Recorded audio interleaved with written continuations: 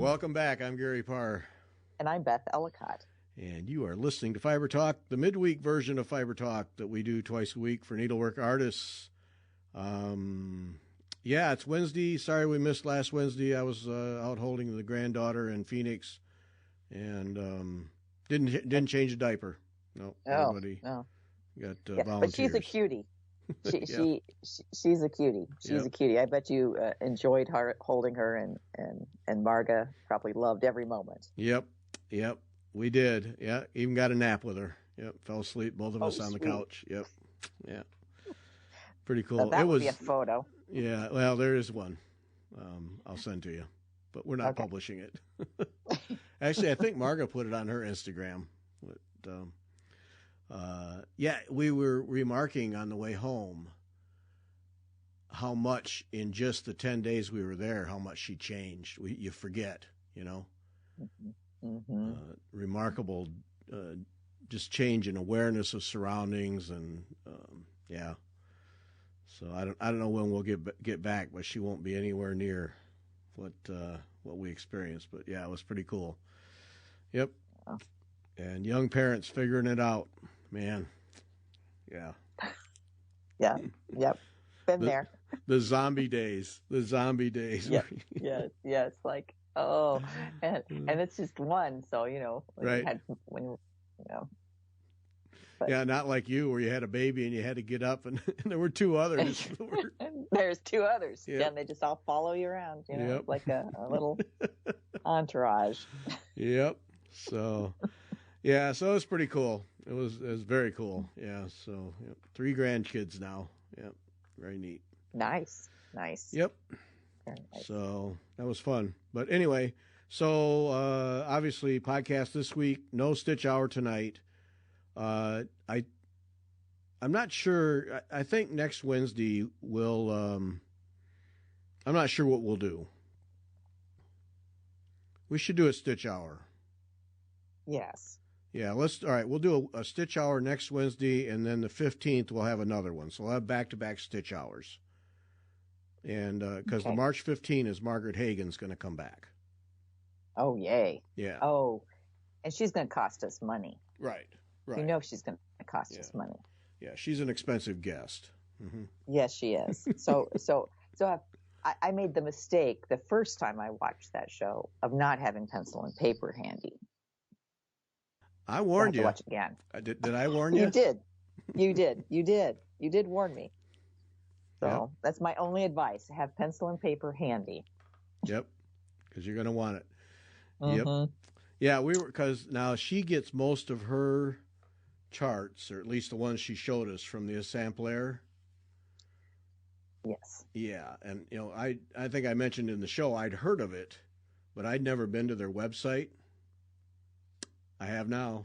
Mm-hmm. And it cost me money. Yes. Yeah. Beautiful. It's just a whole new level of sampler. Right. Complete new level. And wow. I mean, I bought 3 charts because they were having the sale at the time. I think it was 20% off or something like that. So I bought 3 charts. And that was after I went through the entire website. It was ridiculous. And just made notes of all the ones I liked. And then it was, all right, idiot. You can buy 3. That's it. You're not buying this list. And I just bought the charts. And wow. Yeah. Yeah. And they're beautiful. It's not the samplers are more than just cross stitch. That's what intrigues me, is that it's got all the stitches that are different and interesting. That I love them. But I haven't pulled the trigger yet. But maybe this next time when Margaret shows more, it might suck me in that time. The temptation will overwhelm you. Yeah. Yes. It doesn't take much. But no, you're a low bar, very low bar. Yeah. But this is a sense of what she has. Okay. So I bought 3, as I think I said that 3 times now. One is Jane Turner, 1668. Okay, this is from the Burrell collection in Glasgow, as in Scotland, and so 1668. Okay, an almost identical band sampler dated 1667 is privately owned. So, and Jane would have been. I love these things. Jane would have been an accomplished needlewoman to have worked this band sampler and would have completed several others before this one. Okay, all right. So she rates this. Marguerite at the Essamplaire rates this for very advanced stitchers. All right. So the woman in the dress, it's a band sampler that's a finished size 7x24 on 35 count. So there's a woman in the middle that, what do we figure is like a couple inches tall? At the most. Yeah. Yeah. So that's all detached buttonhole and couching, her dress, everything. Then the other stitches in this sampler, when she says Jane would have been an accomplished needlewoman. All right. Double running or Holbein, satin, seed, trellis, spiral trellis, bullion, detached buttonhole, couching, chain, Montenegrin, and marking cross. Yeah. Okay. It's that trellis stitch. Have you? Yeah. 2 besides the Montenegrin in there. Right. Yeah. Oh. Accomplished needlewoman. Yeah. No kidding. Yeah. Mm-hmm. That's an understatement. Yeah. Yeah. Yeah. Yeah. Definitely. Well, there's 17 colors. Yeah. Gorgeous. Yeah. So, and then what was the other one I got here? I got Mary Burgess, 1725. And then I got Margaret Cameron, 1810. Now, Margaret Cameron, that's a more normal one. Cross, double running, crossover 1, and chain stitch. Then Mary Burgess is cross, Montenegrin, marking stitch, Algerian eye, crossover 1, satin, double running, and long arm cross. And that one's gorgeous. Yeah, and the border, there's like a 1-line border all the way around, and I think this is the one where it says that entire border is done in Montenegrin. Oh, see, straight like that's not hard. No, it's the going up and down and around in little circle things that drive me bonkers. Yeah, straight's not hard. It's the turns. It's the turns. Yeah, Montenegrin. Yep. Mm-hmm. Yep. And here's the chart: straight, ascending, and descending Montenegrin. Yep, that's what it tests your spirit. Yep. Yeah, and then you need Amy Mitten's book. Yep. Yeah, don't ever try Montenegrin without Amy Mitten's book for how to do Montenegrin. Don't ever try it. No. You just need it. Just get it. Just bite the bullet. Yep. It's and keep it right there. It's a spiral bound little book. Keep it right by your hand because you're going to need it every minute. You're going to be flipping pages. Yep. Flipping pages. But then like you said, straight. Once you get the straight, you can fly with that. But then the minute you got to turn, yep. Yeah. You'd be grabbing you got to pay book. attention. Pay attention when you're turning.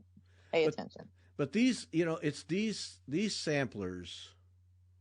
I mean, how many? We both own way too many just standard cross stitch samplers. Right. And this is just another level, and in the case of this Jane Turner, 2 levels higher, I would say, in terms of complexity, than your standard cross stitch, by far. But texture, raised up elements, all of it, yeah. Mm-hmm. And it's a great way, if you're a fairly accomplished needleworker, it's a great way to learn some new things, just to take it up to that next level of stitching. Yep. Yeah. Yeah. And I think that's neat about the Essamplaire is that she does rate all of them. So in terms of skill level, so you're not, what you're getting into. Like if you buy very advanced stitcher chart, just expect the full run. Right. Right. Yeah. And Mary Corbett has said it more than once. You can do anything. It's just effort. And, how much patience do you have and how much effort do you want to make? And you can do any of them. I mean, at some point it's a needle and a thread. So. Right. You just have to give yourself time. On this one, we were both discussing beforehand, this one's going to need a doodle cloth. Yep. Because because you've got such a small place to put that girl in. You've got to get your tension right on that buttonhole. So she fits in. You just need to. It just is going to require it for that piece. Yeah, because on the chart for the woman, it's just an open area. It's just outlines. There's no put a stitch here and a stitch there. It's just open. Figure it out. Fill it in. So, the Essamplaire. If you're looking for something that'll get your full attention, go to the Essamplaire website and poke around there, because it's just a different level of sampler, reproduction sampler. And the thing that there's a lot of things about it, but this Jane Turner, the thing that blows me away is we think we're so cool when it comes to needlework here in 2023. We just think we're so cool.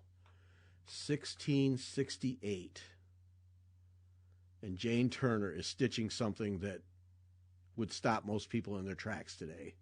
Right. Yeah. Yep. Mm-hmm. Yeah. Mm-hmm. Wouldn't you just love Jane to sit down in the room? Yeah, here's how to do these. What? Right. Yeah. Right. Yeah. I think that's the coolest thing about these old historic pieces is the sophistication of the needlework. And the stitches and the way they combine colors and use threads is just amazing. Yeah. For people, who didn't even have running water. You know what I mean? Right. Yeah. And it's just so beautiful. Yeah. No magnifiers, no LED lights, crude needles, all those things. And here's what they turn out. Have a nice day. Right. Yeah. Right. Yeah. And even if she was, and she probably was, someone fairly wealthy, so she probably had servants, you still have to run a household at this point in time. It's not the same as, okay, it's washing day, so you're going to throw them in the washing machine. Right. That ain't how it works. Right. Yeah, somebody's got to go get the water from the well. Right. Somebody's got to scrub the clothes on that, the corrugated board, whatever it is. Somebody's got to go hunt down some food for dinner. Right. And so even if you're in charge of that, you're wealthy, you're managing that household. And it's not like you're like, okay, I've got tons of leisure time because I've got servants. It's not. Right. I don't think it kind of went that way. No. Sit around here twiddling my thumbs, but anyway. You don't have central air. You don't have heat, central heat. Yeah. You got a fireplace, no lights, candles. Yeah. No. Mm-hmm. Yeah, and then they turn out that stuff. Mm-hmm. Yep. Yeah.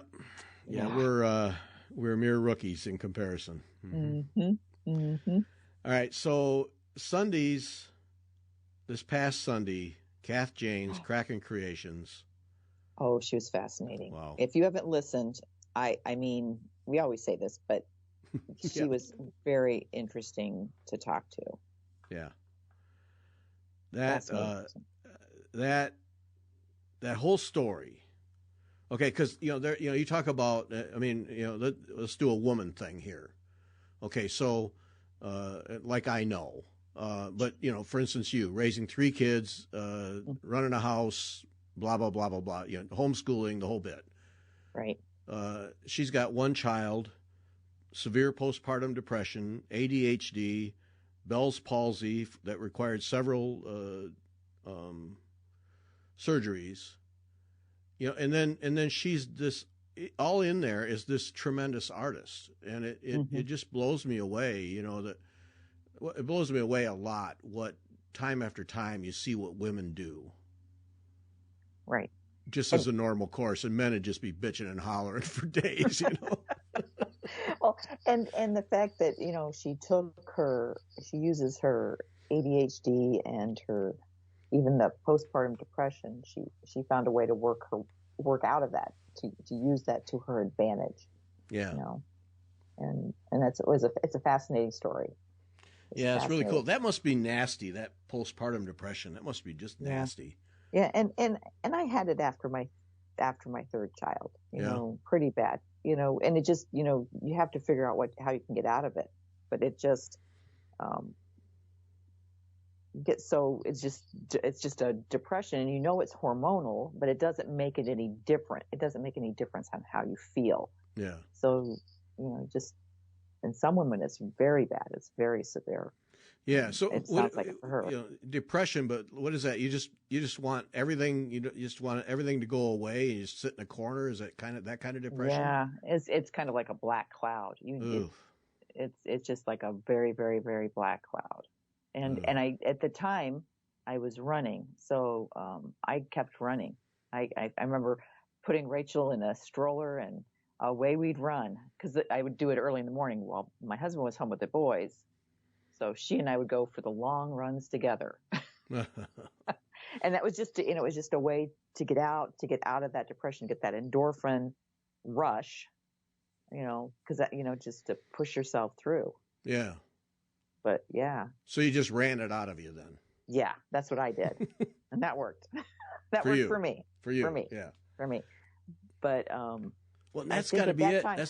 There can't be a solution. I can't imagine there's a single solution for everyone. Everybody's different, huh? Right. And I think at that time, that's when my nurse practitioner diagnosed my thyroid disease at that time. She goes, because I said, I'm kind of depressed. And she goes, let's check your thyroid. You know, it runs in your family. And that helped. Having that diagnosed, made a difference too, having thyroid disease and getting on medication for that. Okay. So it was a combination of things, and I did take some medication at the time too, because she said, you know, you're acting very, very blue, so let's get you out of it. You're not going to need to take it forever. It's just a short term, just to help you. So. Yeah. In the meantime, you got 3 kids. 3 kids, and they're little, little kids. All at home, all day. Right. Yeah. Yeah. And you learn to cope with it. You learn, you know, and I stitched. I still stitched at that point in time. I was stitching. So, but you just learn what you have to do to get through the day. Yeah. And, you know, everybody finds their way through that. Hopefully. And I highly advise talking to somebody about it, you know, finding a doctor that will listen to you. You know, for a long time, that was like, oh, you know, it was ignored, you know, so you're a little blue after you've had a baby. No, this is really could be very bad. Yeah. You know? And kind of all consuming type thing. Right. Yeah. Right. Where you don't want to do anything. And that's when it's bad. And that's when it definitely needs to be treated. Yeah. But, you know, find someone who will listen to you and get a good doctor is my recommendation. Yeah. And that's easier said than done. Yes. Especially these days. Jeez. Oh, that's tough. But yeah. So Cath Janes comes through all that. Needlework carries her through all of that, basically. And her work is so interesting. Her illustrations with needle and thread, some people might think they're a little gory, but I found them fascinating. Yeah. Because they're not meant to be gory. They're just an illustration of a body part, you know. So I don't know. I thought they were great. Yeah. I loved talking to her about that. Yeah. Oh yeah. I thought they're just terrific. I mean, they're so well done. It's not like they're crude representation or abstract. I mean, they are very detailed. They're buttoned right down. It's so impressive to look at, just for the art part, and then you tack on that it's needle and thread, and it's like wow. Yeah. Right. And in fact, she's self-taught, but it just was the whole story. Go listen to her. She's amazing. Yeah. Plus, just really entertaining. I just love. Yeah. Yeah. That was a good one. And then the word we got out of it, that she mentioned it a little bit there, comparisonitis. Oh, yes. Yeah. And I'm guilty of that. Just oh, mine isn't as good as yours. I'm like, stop.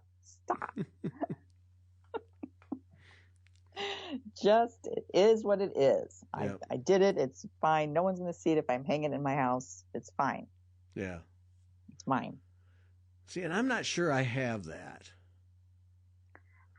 I don't think you do. I think you just work your work, and it's like, it is what it is. Yeah. I surely don't feel like I'm sitting down comparing mine to others. But part of that might be a male and a female world. Right. Where I don't fit anyway. So. Right. Well, and some of us are working on the 17th century sampler by Trisha Nguyen. And a couple of us have moved forward and are working on the little, I think it's reticella centers, little motifs. And Debs DeCrane is working on it. We're working on it together. And of course, her little, it's even tensioned and it's beautiful. And I'm like, okay, mine is not. But I'm like, you know what? That's all right. I have actually learned so much doing this. It's fine. Yeah. Hers is, Deb's is going to hang at her house because she's Deb. She does Japanese embroidery, which I will never attempt. I shouldn't say never, but very unlikely. Yeah. But there it is. There's a skill level there developed over many years that, yeah. Right. Right. Yeah. And some of it is personality too. I'm like, okay, I'm not going to rip this out. And she ripped one of her motifs out, I think, so many times she thought she's going to lose the whole piece of fabric there.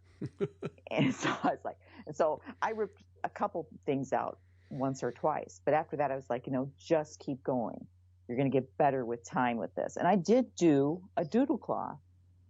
Mm-hmm. But when you get it on that fabric and you're trying to get the tension right in that area, it's much more difficult than on the doodle cloth. And I'm using a different thread. So yeah. But it's getting better. It's a class and you're learning. And I'm learning. Yeah. And that's the idea behind it. Right. So and yeah, if you're figuring on coming out with a perfect piece of art when it's over with, then that's not a class. No, you're taking a class to learn how to do these. And it's fun watching the progress you made. I mean, you're definitely getting better at it. So right. And I'm enjoying it. And that was the other thing. I was like, okay, am I going to abandon this piece because I'm frustrated with it? And I was like, no, I'm liking this. I'm enjoying it. I want to get this finished. So yeah. Anyway. Yeah. No, it's very cool. Yeah. All right. The lizard canvas. You got over the hump, man. Nailed it. I think I've got it, except that I can't get the woven picot.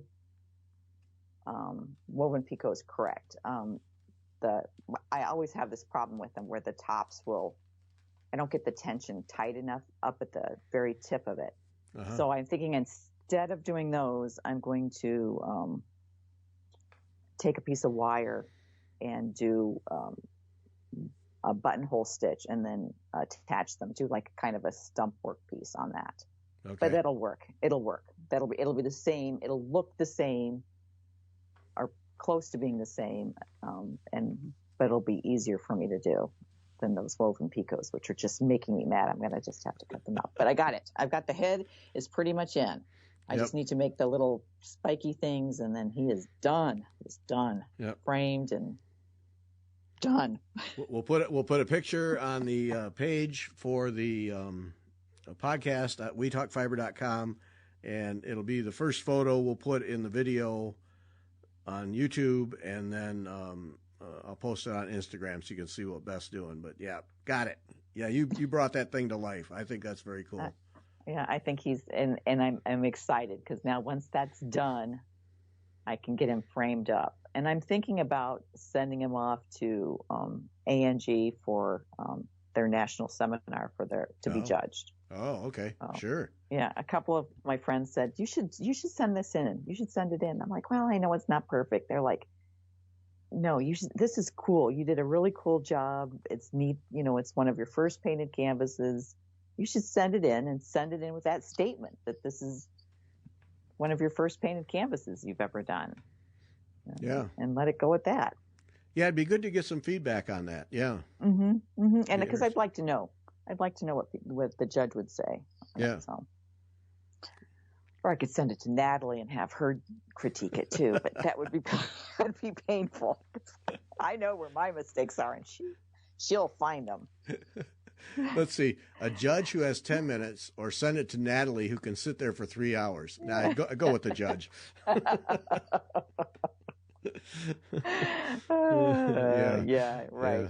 Right. You want limited judge time here.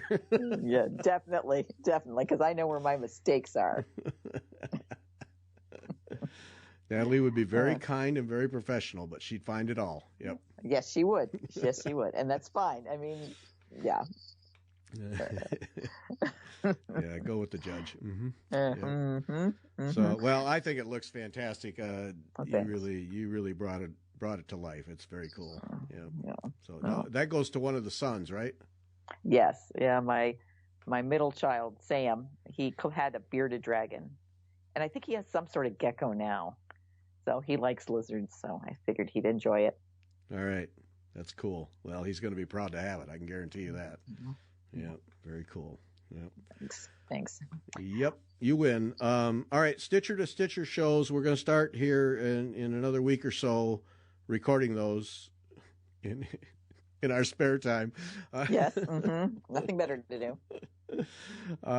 So if you're interested in doing that, they're going to be video, and it's just talking to regular stitchers like us about what you're doing. We'll have 4 or 5 questions that we'll use to frame the conversation.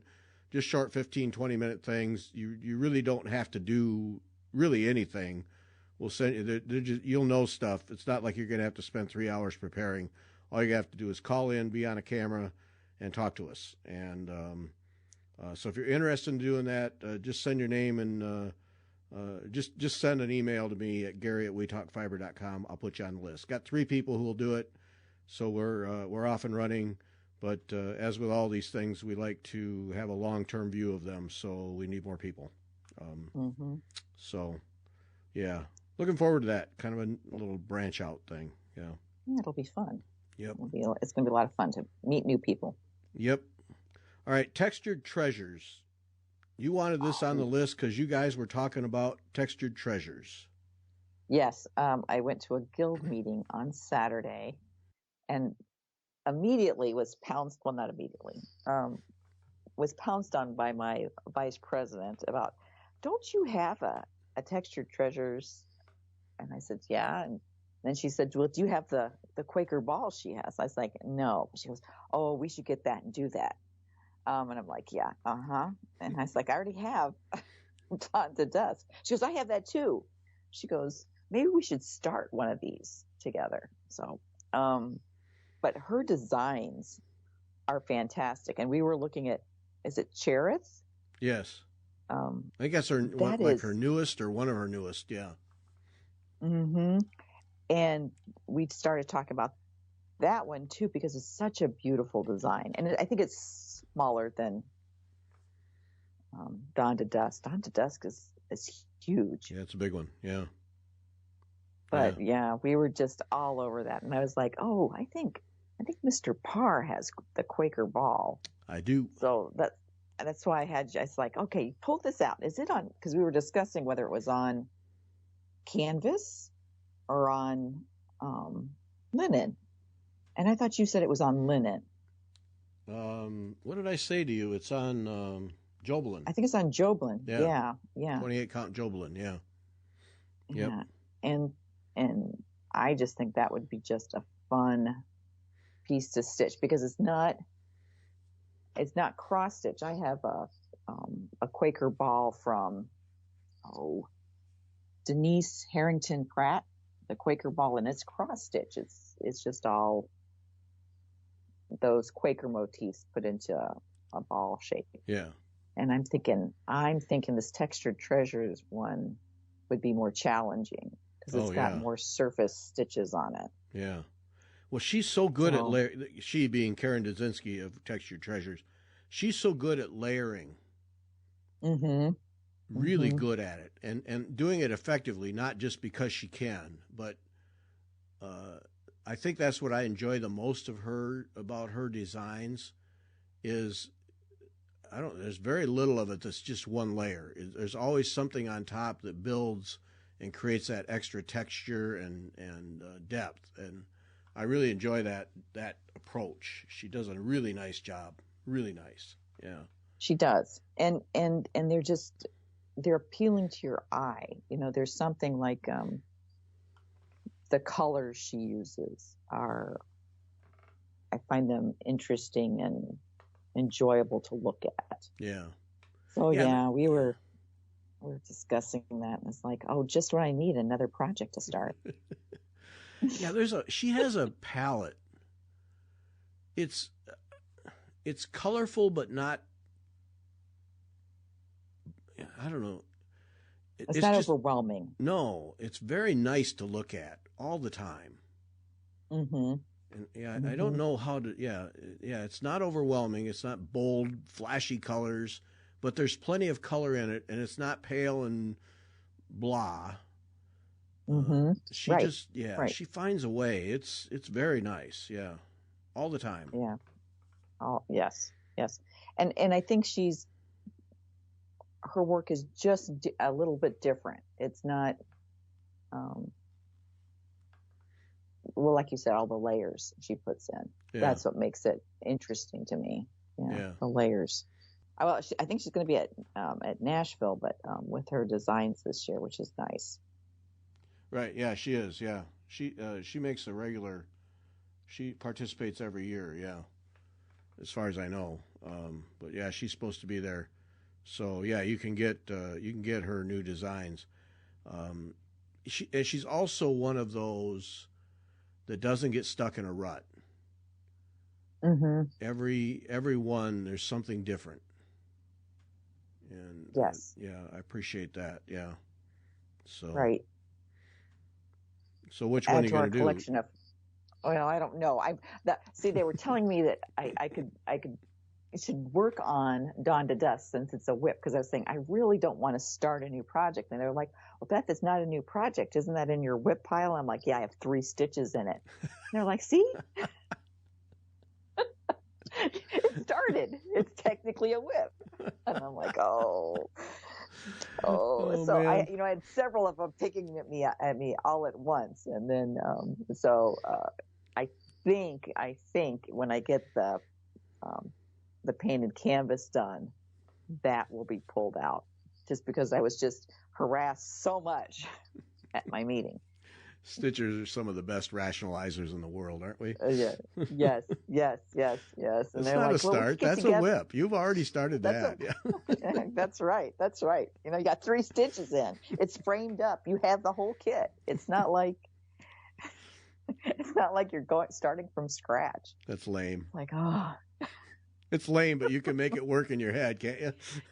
Yes, you can. I can, and I did. I was thinking about it all the way home. I was thinking, I think they're right. I could justify pulling that one out, although it has the least amount of stitching on it than any other whip that I have. But hey. Yep. Not a new start. Why not? It's not a new start. Man. It's huge. It's not a new start. Oh man. Crazy. Yep. Yeah. And the other thing is only because I don't have Quaker Barrel or Cherith. And so it was like, there you go. See, I already have Dawn to Dusk.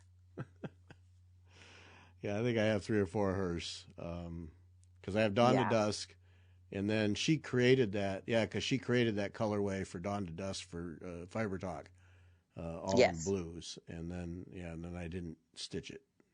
I really should get that up. I should. Because it's ridiculous. Here we are yet again. I've got, now I haven't been able to stitch for 2 weeks. I had such a good run going. And then we went to Phoenix, and I took along my traveling banding thing, but I never got it out because we had we had to produce a magazine while we were out there. So that sucked up time. And then we had so many other things. And then every day we were going to Kevin's because we don't stay with him to see Brooklyn. So there just was no time to the point where I wish I hadn't even brought it because Margaret said, "You haven't done any stitching." And I said, "And when would I have done that?" That's right. Yeah. That's right. So, and I, of course, had my bike, so I had to get bike rides in and out there, and didn't work. So back to it. But as I said to you a couple of days ago, the we've been remodeling. I've been remodeling our half bath, and it's finished. So I get my life back. Yay! Yay! Yeah. No, it's not been that bad, but it has been. Like on weekends, I mean, it was a project that was going to be a simple paint and paper that became a nightmare, and never open a wall. No, ever. Yeah. So no. It's finished. So now I can go back to more normal things. Yeah. Yes. Stitching yep. time. Yeah, because I was on a good run. It was great, and yeah, you were making lots of progress. Yep. So when I covered up my Sarah Parr sampler and my Lady Mary, I covered those with cloth when I left, just to protect them.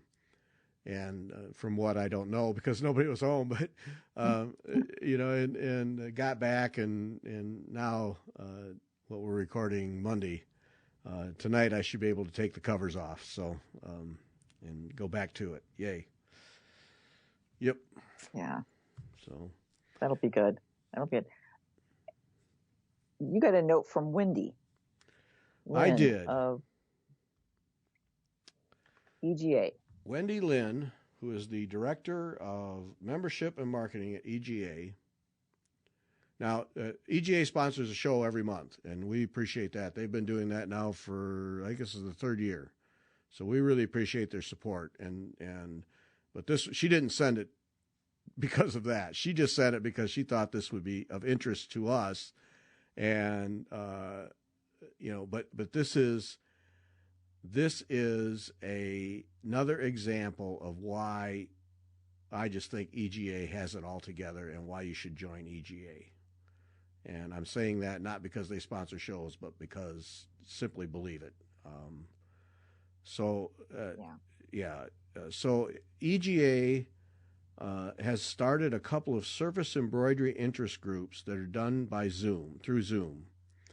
And one meets on the second Sunday of every month, and that's hosted by Wendy Lynn.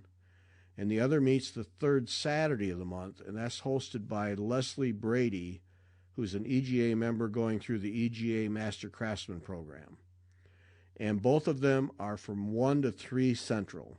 So that would be 2 to 4 Eastern, and then you figure it out from there.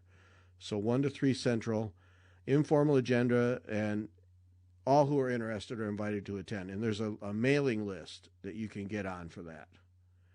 And the reason she wrote is that they had a topic on fabrics used in surface embroidery at the last one, or a recent one, and we had talked about fabrics for Saunders. Was it Sharon Saunders?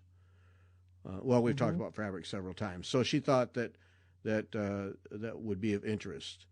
And then somebody asked about doing one on podcasts, if they could include embroidery podcasts as a topic.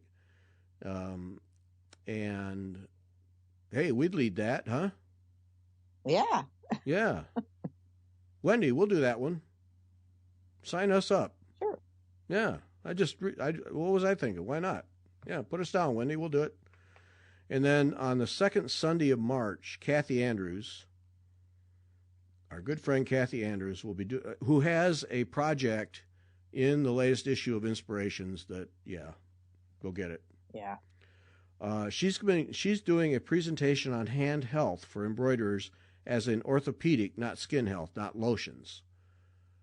So that would be good. Yes. Yeah. Very interesting, I'm sure. Right. So, first join EGA, and then if you're a member, take advantage of these things. I mean, EGA has so many little things going on like that almost hard to keep track, but get on the list and do these things. Yeah. Right. And I just noticed that, like, they have a Facebook group that's they call their Stitch Along group, and I think that's open to anyone. But someone posted that they were looking for a guild that was local, and the only one she knew of was far away. And immediately people popped up and said, "Here, I think we're 30 minutes from you." Yeah. And I was like, and then, or even Zoom meetings, what's available. And yeah, I highly recommend joining EGA. And there are bigger guilds, like the one in Cedar Rapids. I always get their name wrong, but the Cedar Rapids Guild, they offer Zoom meetings for a lot of their study groups. And I've been a plural member of that when I've been able to attend some of their meetings. And sometimes they allow ghosts for maybe you can't attend a workshop, but there's a guild offering a workshop class you want to take, and they'll allow you to ghost it, or they're offering it via Zoom, which is another way to take a class, to learn something, to join another group, to meet new stitchers. I love EGA, but I've been a member for since 1990. Yeah, I do believe. So yeah, I can't claim that. Is it painful to be a plural member? I mean, do you have to take medication, or how does that work? Never mind. Well, it helps, but no. The other thing, some EGA, Embroiderers Guild of America, that does not mean surface embroiderers. So if you're thinking, well, that might be interesting to join, but that's for surface embroiderers. No. Right. No. They don't care. No. Any technique, they don't care. Any technique. So canvas. There's groups that do a lot of canvas work. We do cross stitch, or crewel work, all of it. If it's needlework, if it goes through the eye of a needle, then it counts in EGA. Yeah, almost a better name would be Needleworkers Guild of America, because and they have master classes or master craftsman programs in several techniques. It's not it's not just surface embroiderers. No. The beading one is the one that's is interesting. Yeah. You keep mentioning beading. I'm getting. I know. It's because it was mentioned on Saturday at my guild meeting, and I was like, "Oh yeah, I have beads. I have beads. I have beading projects." Oh, we're not going to go there though. Okay. Right, no. Sure. Right. I'm noting that right here in the ledger. Yeah. Not going there. Yeah, you keep mentioning beading, and you're not going there. Okay, it's noted right here. Yep. We'll see. Yep. We'll check back in a couple months. Yeah. Yep. So thanks to Wendy for sending that. Yeah, we'll do the podcast one. We'll figure out something to talk about for an hour. Certainly can answer questions. We can tell stories all day long. So absolutely. Yeah. So put us down, Wendy. Yep. I'll write to her, like to actually say we'll do it as opposed to just mentioning it in a podcast. Right. That'd be better. Yeah. I'll exercise a little class here. Okay. But so join that EGA, all these little things they have going on, and then there's regional events, then your local guilds, all of it. I mean, there's just so much at so many different layers. There's member at large.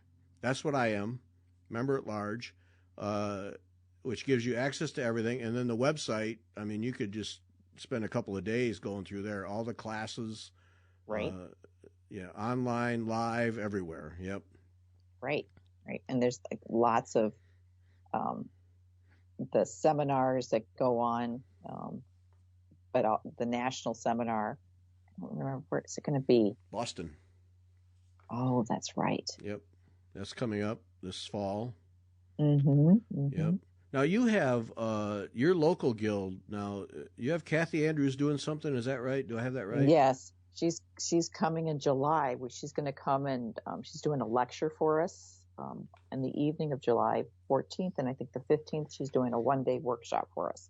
And because she's so close to where we are, she said she's going to bring her samplers for us to look at live in person. I was like, yes. What do you? So it's not just 5 hours for me. Yeah. Oh. Yeah. Join us. Join the party. Yep. And we meet we're going to do it at it's Deer Weinman Center. They've the old mansions from John Deere family.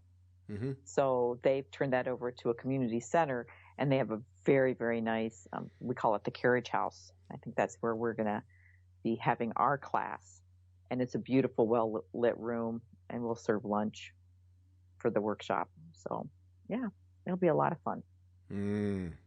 Yeah, so she's coming to teach for us. So I'm excited about that. Yeah, and then we're looking at having a wool class, wool applique in the spring of April of 2024, and then again looking into in 2024 having Lorraine Salt teach a Zoom class, canvas work class. It's too expensive for our guild to have her physically come, and someone said, oh, you don't want to do that. She's from Canada, to get the visa and to get all that straightened out for a guild is a lot of work. They said, but do a Zoom, that won't be as bad. Yeah. So we're looking into doing that, and doing that more of a maybe even as a study group versus a workshop. Okay. Which it's just a name, and it's just the where we put it in the budget, basically, is what it is. Yeah. But to have her teach, and she's again another fantastic designer, and there's a couple of things she does that's just different than anybody else. I'm like, yeah, I want to take a class from you. Yep. The minute you see her work, you know it. There's a distinct style and use of color that no one else does. Yep. Right. Very cool. Yeah. Mm-hmm. Join the EGA, folks. Really, seriously. Not not promoting it just to promote it. I mean, join it. It is one organization that really has it together and offers so much for everyone. It's worth it. Worth every penny. Definitely. Yep. Absolutely. A magazine. I mean, it's an excellent magazine. Just join. Really, just join. Just join the party. It's all right. fun. Had a whim moment. The other day, completely weird. So I've sold a couple things on the Facebook marketplace for St. Louis. Cycling, bike stuff, that kind of thing. Mm-hmm. And up pops last week a listing for a 1948 Singer 1591 sewing machine. And you decided you couldn't live without it. I did, immediately. I mean, I didn't even hesitate. I just said to Margaret, I said, I got to have this. I just got to have it. Yep. So, and when you look at the pictures and you think, oh, okay. After that initial moment, I wrote to the guy, I said, hey, we were still in Phoenix. I said, hey, we're traveling right now, but if it's available when we get home, I want it. And, it's not something where 15 people are going to line up to buy. I mean, come on. Right. So, but it was just, I'm buying this thing. I want to own this thing. It reminded me of my grandmother's. And, it's history. 1948. It's just history. And so I got it. And he said it works beautifully. It runs perfect. The condition is remarkable. and it came in a cabinet. And you expect those cabinets, the legs to be all wobbly. No, she's rock solid. No serious damage on the wood at all. And he'd cleaned it up with tung oil or something. I mean, it's very nice. And the machine mounted in there, not wobbling around, not barely hanging on, but rock solid. The machine is just in beautiful condition. Oh, runs smooth as silk. Couldn't believe it when I fired it up. Just couldn't believe. It just, it's just one of those things. And Margaret thought I wanted it just to sit, just to be like an ornament. I said, no, I want this thing to run. I want to use it. And it doesn't know weird noises, nothing. It's just smooth as silk. So, the paint job, all the decals on it are still pristine, not worn, not rubbed off or cracked or anything like that. The only place, one of the things I've learned, and of course now I've been studying these things because, why not? YouTube, on top of YouTube. One of the things I learned is on the cross piece, what I'll be sexist. What women did, because mostly, would be to wrap a piece of cloth around there and use that as a pin cushion. And the end result was that they would nick up the lacquer underneath with pins, so it would get pin scratches. One guy, it's interesting. The people who restore these things are almost all men. One guy calls them pin rash, and not even very. And this, whoever owned this, did that, but that isn't even. It's just a little bit. It's not that big a deal. And so yeah, I'm pretty excited about it, and it needs all new wiring. I mean, the wiring's 70 years old, so right. I think what makes those machines nice is that they're pretty straightforward, though. Oh, it's not like it's the newer computer generated ones where if you have a problem, you have to take it into somebody who knows electronics and all that stuff. This is like the basic machine. You could take it apart and put it back together again. Yep. And that's what makes them, I think people like them so much.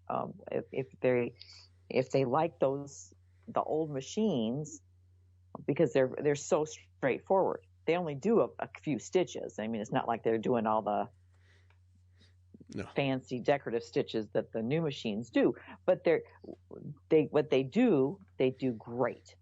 Yep. And I have friends that have some of the older ones that are quilters, and they just love those old machines because they work. You got to take them apart, clean them, and put oil in them and put them back together again. But you can do that. You don't have to take them into somebody who can professionally do that. Yeah. And that's a huge advantage. Yep. Yeah, there's no plastic parts. There's Bakelite parts. I haven't seen Bakelite stuff in ages. Really? Really? Bakelite parts? Yeah, the pedal. I didn't know that. Yep. The pedal is Bakelite, and the terminal connector, a couple of those things are Bakelite. Yeah, believe it or not. Yep. Wow. Yeah. So be careful of that, because by now that's so brittle. I mean, it's brittle to begin with. So. Right. Yeah. Right. But are you going to get a different pedal for it then to use? No. And just have Okay. No. I'm keeping it as original as I can. Okay. Because in the cabinet has the pedal goes in a little clip-in thing, and then it has a knee arm, so you can run the machine by just moving your leg and the knees. So you have to put it on the floor. Yeah. Mm-hmm. Yeah. Oh no, I'm going to keep everything as original. It's got to be rewired. I mean, the insulation's cracking. There's bare wires. I mean, it absolutely has to be rewired, and because I ran it enough to know that it runs well and at high speed, and then I just shut it down because I don't want to.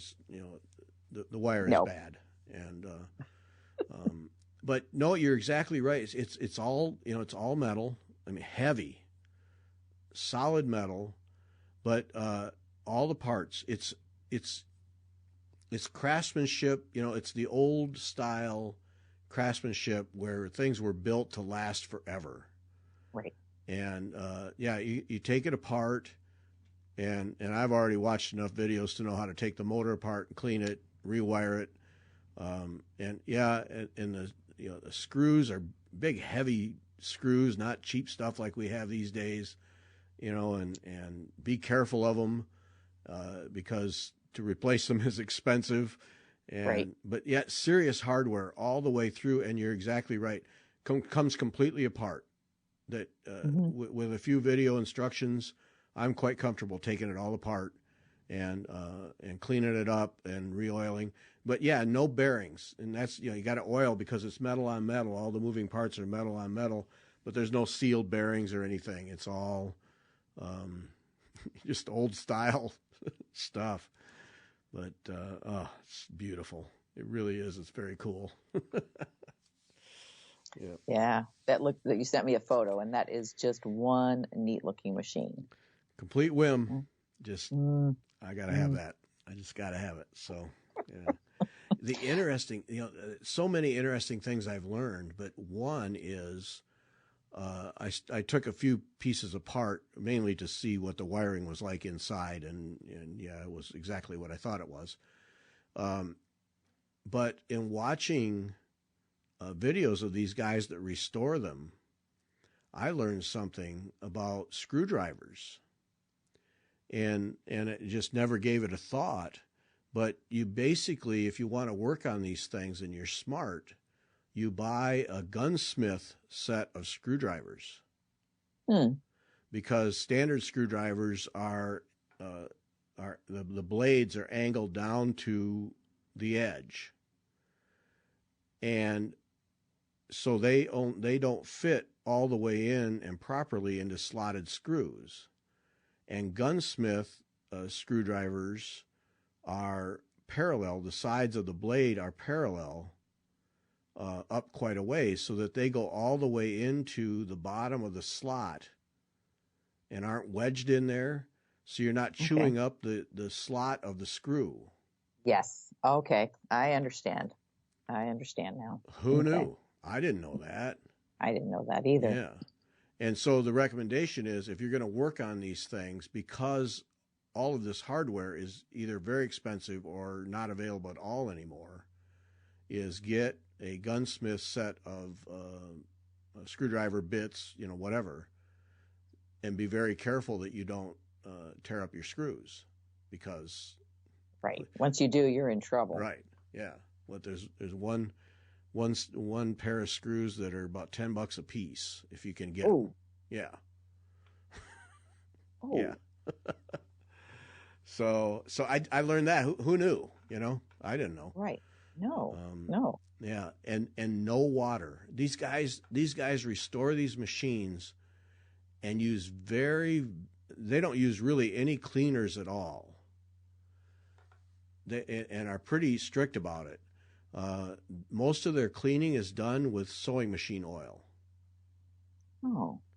Yeah, they don't just dump a bunch of water or get a wet rag and start wiping it down. Not at all. And they're like, because you could mess up the decals.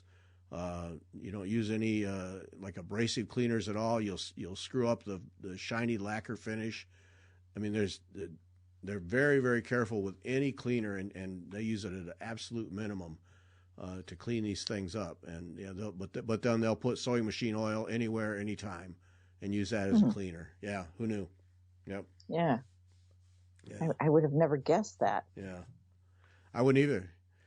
But it's been an interesting thing, because these are guys who are restoring vintage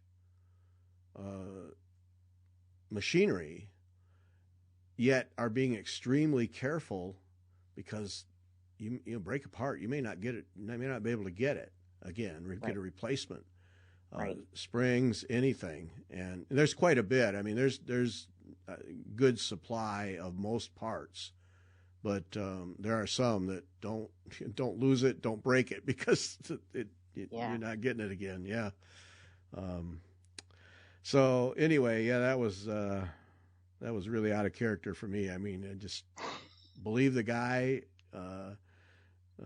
looked at the pictures, believed the guy. He said it ran, said the cabinet was in good shape, bought it. Yep. Wow. Well, and now you have a new toy. Yeah. Something new to play with. Yeah, it's. I know there's somebody fairly local to me, I think, that was restoring them, and people would either bring them to him to be restored, or he'd find one himself and then restore it and resell it.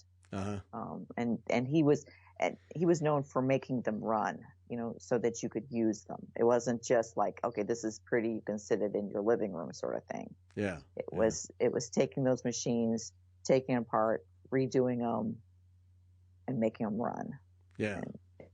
And I tried to avoid looking at that because I was like, I don't need that. Where would I put the thing? Oh, because they're beautiful. I think the lines on them, I think they're beautiful. Yeah. And the metal work, some of the older ones that have the cabinets that have the wrought iron metal work on them, are beautiful. Yeah. They were made to last. Yep. Grandma bought a machine and it ran. Yep. It did what it was supposed to do. So yeah. It made to work, and work and work and work and not fail, because somebody said that this particular model was known as the farmer's sewing machine. And known as that, and this is what this one person said, because you needed it to be reliable because you were on the farm and you couldn't be hauling it into town to get it repaired. You didn't have time for that kind of stuff. It needed to be reliable, and so it's built like a tank. I mean, it'll run forever. And yeah, very cool. Yeah, I have enough space for it, but I gotta make a little more room just to be comfortable with it. But right now it's out of the cabinet and in the basement for rewiring. So yeah, that'll take some stitching time away. Yeah. Nice diversion though. That's all right. Right. Yeah. Right. But, and again, learning something new, which is, I think, the other part of it. Yeah. Yep. Work in a different part of your brain. And I intend to use it. I don't know what I'm going to make with it, but I intend to use it. It's not going to just sit here. It's going to get used.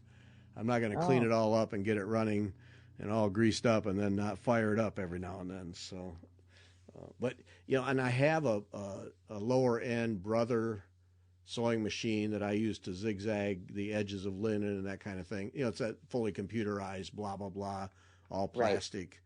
Right. Don't work it very hard. It could break, that kind of thing.